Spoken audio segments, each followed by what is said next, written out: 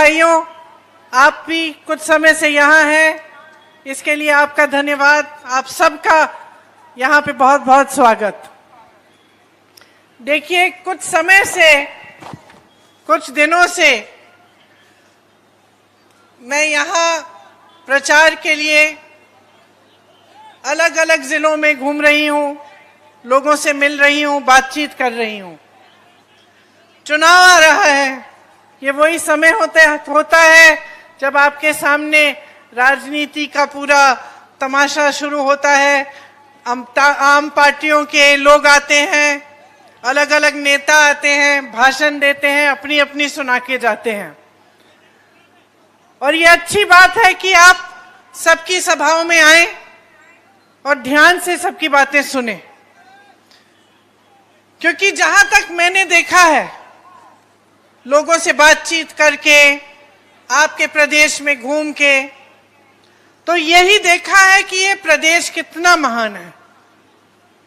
कर्नाटका में सब कुछ है, एक पुरानी सभ्यता, पुरानी संस्कृति, परंपराएं, ऐसे महात्मा जिन्होंने आप सबको शिक्षा दी, जिस शिक्षा के आधार पर आपकी संस्कृति बनी। उसके साथ साथ प्रकृति की बहुत देन है, घने घने जंगल, खनिज की बहुत आपके पास रिसोर्स है, देन है, प्राकृतिक देन है। उसके साथ साथ भविष्य के लिए आपका प्रदेश बहुत कुछ कर सकता है, क्योंकि यहाँ पे आपके जो नौजवान हैं वो शिक्षित हैं, जनता ज्यादातर शिक्षित है, कमाती है और भविष्य के लिए और भविष्य में भागीदार बनती है। आपके यहाँ बेंगलुरु जैसे बड़े बड़े शहर हैं जो पूरी दुनिया में प्रसिद्ध हैं। पूरी दुनिया जानती है कि बेंगलुरु में सबसे ज्यादा टेक्नोलॉजी, सबसे ज्यादा लोग हैं जो काम कर सकते हैं टेक्नोलॉजी में, और समझदार हैं और पढ़े लिखे हैं और देश और दुनिया को आगे बढ़ा सकते हैं। यहां से आप पूरी दुनिया में जाते हैं। जहां जहां मैं बाहर जाती हूं, कभी कभी मुझे मिलते हैं कर्नाटका के लोग, मुझे हमेशा गर्व होता है, क्योंकि ऐसे नौजवान मिलते हैं जो मुझे बताते हैं कि आईटी में काम कर रहे हैं, टेक में काम कर रहे हैं, और वहां यहां से दूर उनसे मिलकर गर्व महसूस होता है कि देखो, किसी की मेहनत से, ईमानदारी की कमाई से ये लड़का बाहर गया है या ये लड़की बाहर गई है, और आज किसी दूसरे देश में भी अपने देश, अपने प्रदेश का नाम रोशन कर रहा है या कर रही है। तो आपका प्रदेश जो है बहुत ही महान है, और एक ऐसा प्रदेश है जो देश में सबसे आगे हो सकता है। लेकिन जो सरकार आपके प्रदेश में चल रही है, उसे इस बात का समझ नहीं है, इस बात का आदर नहीं करती। अगर आप देखें तो सरकार दो तरह की हो सकती है। एक सरकार ऐसी हो सकती है जो जनता के लिए काम करे, जिसके नेता जनता का आदर करें, जो आपकी समस्याओं को अच्छी तरह से समझें, आपके बीच आए, आपसे मिलें, जाने कि किस तरह से आपकी प्रगति हो सकती है और उस प्रगति के लिए काम करें। और दूसरी तरह की सरकार और दूसरे तरह के नेता ये होते हैं जिनको सत्ता मिलते ही ये एहसास हो जाता है कि हम बहुत कमा सकते हैं और ये सत्ता हमारी है तो हम कुछ भी कर सकते हैं, हमें जिम्मेदार होने की जरूरत नहीं है, हमें देश के प्रति, जनता के प्रति जवाबदेह होने की जरूरत नहीं है। हमें, हमारे पास सत्ता है, हमें पैसे मिल सकते हैं, शोहरत मिल सकती है और हम कुछ भी कर सकते हैं। तो अफसोस की बात यह है कि 3.5 साल पहले कर्नाटका में एक सरकार बनी। मेरी बहनें, आप यहां बैठी हैं, शायद आपको मालूम होगा कि यह सरकार शुरू से ही गलत तरीके से बनी। विधायकों को खरीद के जो बनी हुई सरकार थी उसको तोड़ के बीजेपी ने सरकार बनाई। ऐसी सरकार जिसकी नीयत शुरू से ही गलत थी। आपके प्रदेश में स्थापित हुई। नतीजा क्या रहा? नतीजा ये रहा कि सबसे पहले जो गवर्नेंस जिसको कहते हैं, जिसके जरिए सरकार चलती है, प्रदेश चलता है, वो कम हो गई, बंद सी ही कह लो। कभी एक मुख्यमंत्री आया तो कभी दूसरा मुख्यमंत्री आया। जो विकास के कार्य थे जिससे आपकी प्रगति हो सकती थी वो लगभग रुक गए, और एक ऐसी सरकार आई जिसने हर स्तर पर आपको धोखा दिया, हर स्तर पर आपको लूटा। आप सोच सकते हैं कि आज अगर पूरे प्रदेश में सरकार जानी जाती है कि ये 40% सरकारा है, तो इसका क्या मतलब है? आप जानती हैं बहनें कितनी महंगाई हो गई है। आप जानती हैं कि आज आपके गैस का सिलेंडर 1100 रुपए में आपको मिल रहा है। आप जानती हैं कि जब आप मार्केट जाती हैं कुछ खरीदने के लिए, तो जो पहले कम का मिलता था आज दाम उसका बढ़ गया है।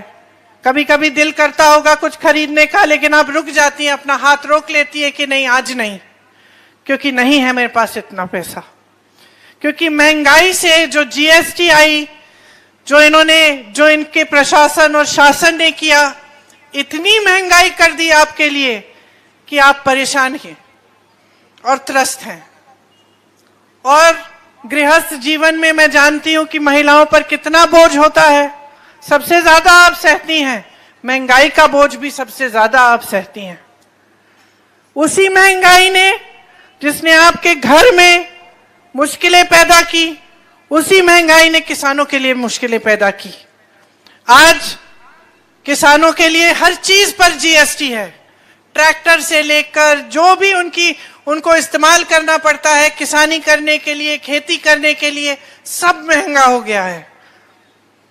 उसके बाद खाद महंगी हो गई है, और उसके बावजूद मेहनत से, ईमानदारी से किसान खेती पर काम करता है, कमाने की कोशिश करता है।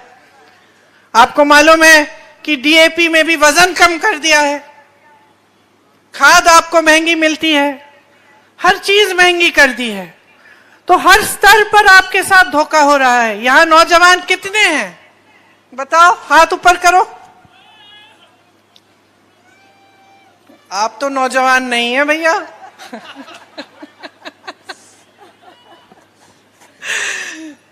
जितने भी नौजवान यहां हैं, मैं आपसे पूछना चाहती हूं, आपको क्या रोजगार मिला है? सरकार ने दिया है? नहीं दिया।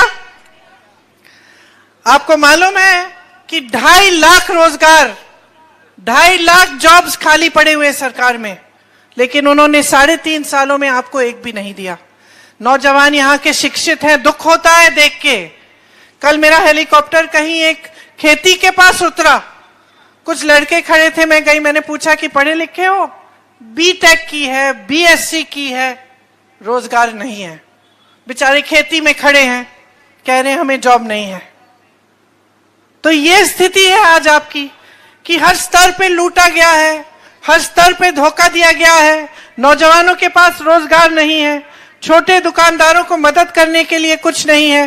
पहले नोटबंदी दी आपको, फिर जीएसटी दी। जो अपना छोटा बिजनेस, छोटा व्यापार करता है, कैसे आगे बढ़ाएगा? और जब नौजवान भर्ती के लिए इम्तिहान देने जाता है, पता चलता है कि घोटाला हो गया, स्कैम हो गया। पुलिस सब इंस्पेक्टर के भर्ती के एग्जाम में स्कैम होता है। विधायक के बेटे के पास 8 करोड़ रुपए मिलते हैं कैश में, उस पर कोई कार्रवाई नहीं करता। उसके बजाय उसके पिताजी एक परेड निकालते हैं, उसके पिताजी एक परेड निकालते हैं कि देखो मैं कौन हूं, तुम मुझे छू नहीं सकते। यह स्थिति है आज कर्नाटका की। स्कूल के बच्चों के अंडे तक नहीं छोड़े, उसमें भी स्कैम किया, उससे भी चोरी की, कोविड के मरीजों को नहीं छोड़ा। कॉन्ट्रैक्टर्स आत्महत्या कर रहे हैं। स्कूल के मैनेजमेंट के एसोसिएशन और कॉन्ट्रैक्टर्स एसोसिएशन प्रधानमंत्री को चिट्ठी भेज दें कि कुछ करिए, यहां लूट हो रहा है, हमारे साथी आत्महत्या कर रहे हैं। प्रधानमंत्री से जवाब ही नहीं आता। आज यही है आपकी परिस्थितियां। तो अगर इस परिस्थिति में आप 5 साल और रह जाएं तो आपके भविष्य का क्या होगा? जो आप घर पे मेहनत करते हैं मेरी बहनें, जो किसान खेती में मेहनत करते हैं, जो अपनी दुकानें चलाते हैं, अपने बिजनेस चलाते हैं, वो भविष्य के लिए क्या सपना देख सकते हैं, क्या आशा रख सकते हैं? अगर अपने बच्चों को मेहनत से पढ़ाकर उनको पता चला कि बच्चे को अगर कोई पद चाहिए, पोस्ट चाहिए, तो 50 लाख 70 लाख की घूस मांगी जा रही है, हर चीज हर पोस्ट का रेट फिक्स हो गया है, तो फिर मेहनत का क्या फायदा, शिक्षा का क्या फायदा? सालों से आप अपने बच्चों की परवरिश इसलिए करते हैं कि जब वो शिक्षित हो जाता है और पोस्ट के लायक होता है तो पोस्ट मिलने के बजाय आपसे और कुछ मांगा जाता है। कल तो मुझे सुनने को मिला कि किसान से 2 बैल मांगी क्योंकि उसके पास पैसे नहीं थे घूस देने के लिए, तो उससे कहा चलो अपनी बैल ले आओ। तो ये परिस्थितियां हैं, आपकी ये सरकार है। अब आप ही को तय करना पड़ेगा कि आप 5 साल और यही सरकार चाहते हैं या बदलाव चाहते हैं। जितनी मेहनत आप करते हो कम से कम उतनी मेहनत तो नेताओं को करनी चाहिए कि नहीं? आप ईमानदारी से कमाते हो तो क्या आप ये आशा उम्मीद नहीं रख सकते कि आपकी सरकार भी ईमानदार होगी? बीजेपी की सरकार ने 1.5 लाख करोड़ रुपए कर्नाटका से छीने हैं, लूटे हैं। लूट की झूठ की सरकार है। आप सोचिए कि इन 1.5 लाख करोड़ रुपए में से आपके लिए कितना काम हो सकता था। मैं आपको बताती हूं, 100 एम्स के अस्पताल बन सकते थे, 100 कर्नाटका में। 2250 किलोमीटर की 6 लेन की एक्सप्रेसवे बन सकती थी। ईएसआई के 187 अस्पताल बन सकते थे। आपके बच्चों के लिए 30,000 स्मार्ट क्लासरूम बन सकते थे। 30,000 कोई छोटा नंबर नहीं है, छोटा आंकड़ा नहीं है। इन्होंने जितना लूटा है उससे 30,000 क्लासरूम बन सकते थे। हर क्लासरूम में 10, 15, 20 बच्चे। आप सोच सकते हैं कि कितनी शिक्षा छीनी है बच्चों से इन्होंने। 750 किलोमीटर लंबी मेट्रो बन सकती थी इन पैसों से। 30 लाख गरीबों के लिए घर बन सकते थे। इन पैसों से 30 लाख कर्नाटका के गरीब जनता को घर मिल सकते थे, उनका फायदा हो सकता था। लेकिन भ्रष्टाचार किया, लूटा, टैक्स लगाया किसानों पर भी, जीएसटी खाद पे, ट्रैक्टर पे, पेस्टिसाइड पे, डीजल के दाम बढ़ा दिए, खाद का मैंने कहा आपको कम कर दिया जो देते हैं। हर स्तर पर लूटा है और धोखा दिया है। जहां तक एससी, एसटी, ओबीसी की बात है, उन्होंने आपको बताया कि आरक्षण बढ़ाएंगे। यहां पे कर्नाटका में बोला बढ़ाएंगे। केंद्र में इनकी सरकार है। जब सरकार को का समय आया कि आरक्षण को बढ़ाने का काम करना है, संविधान में डालना है, तो 14 मार्च को मोदी जी की सरकार ने क्या कहा? पार्लियामेंट में कहा कि ये नहीं हो सकता है। तो यहां आपको कहा कि आरक्षण बढ़ाया जाएगा, वहां 4 साल के लिए कुछ नहीं किया, और उसके बाद जब समय आया तो कह दिया कि नहीं हो सकता। अब आप कांग्रेस की सरकार को देखिए। नागमोहन दास कमेटी बनाई थी कांग्रेस ने। उस कमेटी ने कहा कि एससी के लिए 15 से 17% तक बढ़ाना है आरक्षण। उसने कहा कि एसटी के लिए 3% से 7% बढ़ाना है। कब कहा? 4 साल पहले। 4 साल पहले कहा। 4 साल के लिए बीजेपी की यहां पे सरकार थी, बीजेपी की सरकार ने कुछ नहीं किया। अब चुनाव आ रहा है, फिर से वही बातें शुरू। तो इनके नेता, इनकी पार्टी एक ऐसी पार्टी है जो चुनाव के समय आपके सामने आके अच्छे अच्छे बड़े वादे करते हैं, बड़ी बड़ी बातें करते हैं, लेकिन इनको शुरू से मालूम है कि वो वादे कभी पूरे नहीं करना चाहते, कभी करेंगे ही नहीं। दूसरी तरफ कांग्रेस है। राजस्थान में हमारी सरकार ने किसानों के कर्ज माफ किए। छत्तीसगढ़ में 18 लाख किसानों के कर्ज माफ हुए हैं। राजस्थान में पुरानी पेंशन की स्कीम का वादा था, उसको लागू किया। छत्तीसगढ़ में लागू कर रहे हैं। हिमाचल प्रदेश में वादा किया, वहां पे भी शुरू कर रहे हैं। जहां जहां हमारी सरकारें हैं, हमने जो वादे किए उनको पूरे किया, और जिनको पूरा नहीं कर पा रहे थे उनका पूरा प्रयास किया, ताकि आगे जाकर हम उन्हें पूरा कर पाएंगे। यहां पे जब कांग्रेस की सरकार थी तो आपको याद होगा कि अन्न भाग्य का योजना होता था, क्षीर भाग्य जिससे दूध मिलता था, वो भी योजना कांग्रेस की योजना थी। पशु भाग्य कांग्रेस की योजना थी। कृषि भाग्य कांग्रेस की योजना थी। आरोग्य भाग्य था आपके स्वास्थ्य के लिए। विद्याश्री थी आपकी शिक्षा के लिए। इंदिरा के केंद्र कैंटीन थे खाने के लिए, और ऐसी तमाम योजनाएं थी जिससे आपकी भलाई हुई। ये इसलिए हो पाया क्योंकि कांग्रेस के जो नेता थे उनकी नीयत लूटने की नहीं थी, उनकी नीयत आपके लिए काम करने की थी। आज आप यहां बैठे हुए मेरी बातें बहुत ध्यान से सुन रहे हैं। आप इसलिए सुन रहे हैं क्योंकि आपने देखा कि कांग्रेस की सरकारों ने आपके लिए काम किया। आज अगर आप यहां बैठ के धूप में मेरा इंतजार करते हैं तो आप इसलिए भी करते हैं क्योंकि आपने इंदिरा जी का काम देखा, राजीव जी का काम देखा, सोनिया जी का काम देखा। आपको कुछ विश्वास है, कुछ भरोसा है कि हाँ ये लोग कुछ करेंगे हमारे लिए। और ये भरोसा, ये विश्वास ऐसे ही नहीं आता। ये भरोसा और विश्वास इसलिए आता है क्योंकि आपको काम करके दिखाया है, आपके लिए समर्पित होकर दिखाया है।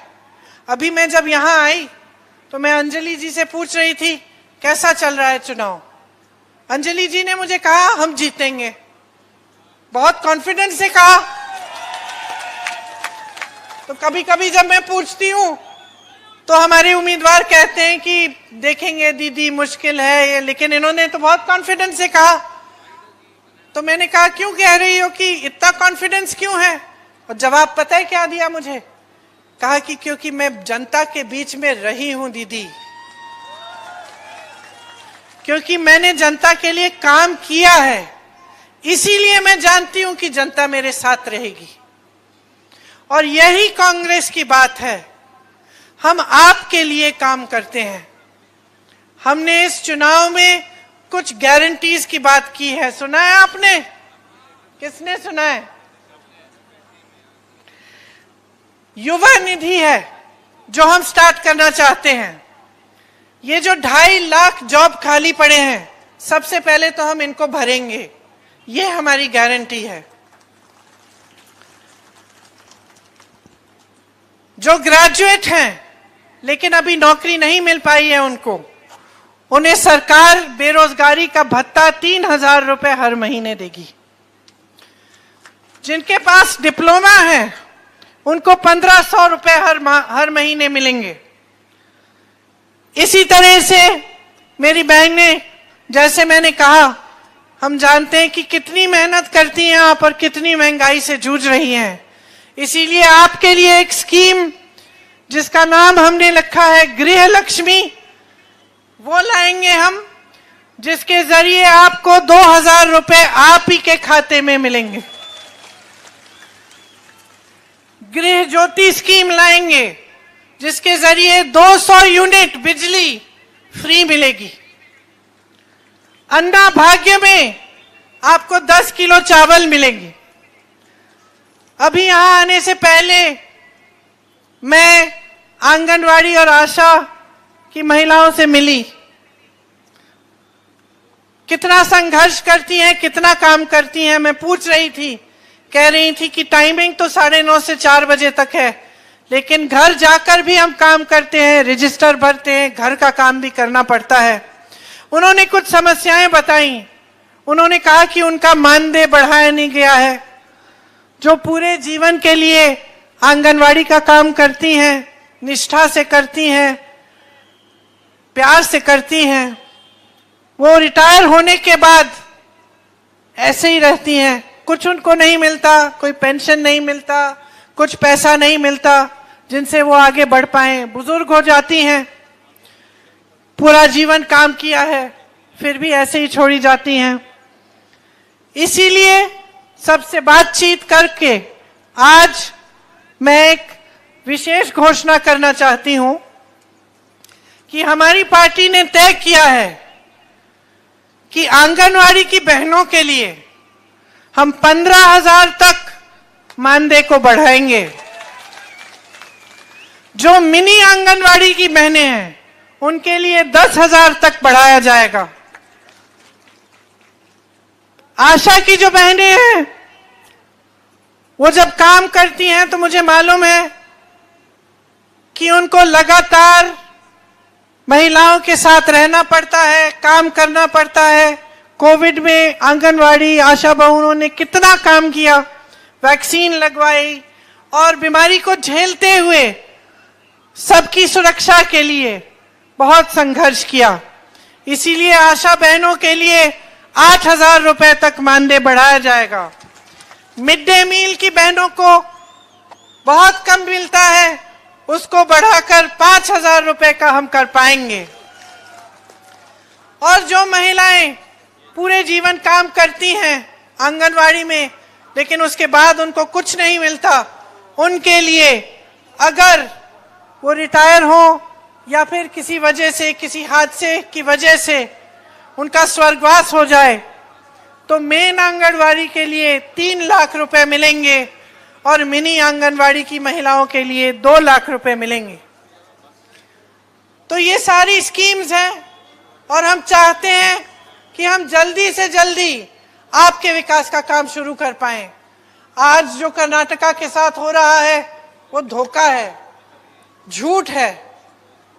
शर्म आनी चाहिए बीजेपी की सरकार को, उनके नेताओं को, कि इस तरह की सरकार चलाई है जिसका अंत में पूरी पब्लिक नाम रख के जा रही है 40% सरकारा।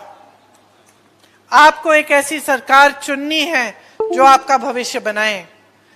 एक बहुत गंभीर बात है मेरी बहनों, किसी की बातों में पढ़कर मत वोट दो, अपने अनुभव पे वोट दो।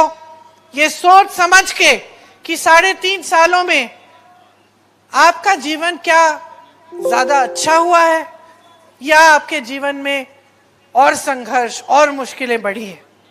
और आपको दिखेगा कि जैसे ही आप कांग्रेस की सरकार चुनेंगे और अंजलि जी को दोबारा मजबूत करेंगे तो आपके जीवन में बदलाव आएगा। ये सारी स्कीमें आएंगी, लेकिन इसके साथ साथ बहुत ईमानदारी से और समर्पण से हमारे नेता, हमारी पार्टी आपके लिए काम करके आपके कर्नाटका को और आपके गर्व को बढ़ाएगी और मजबूत बनाएगी। ये आप सबको बहुत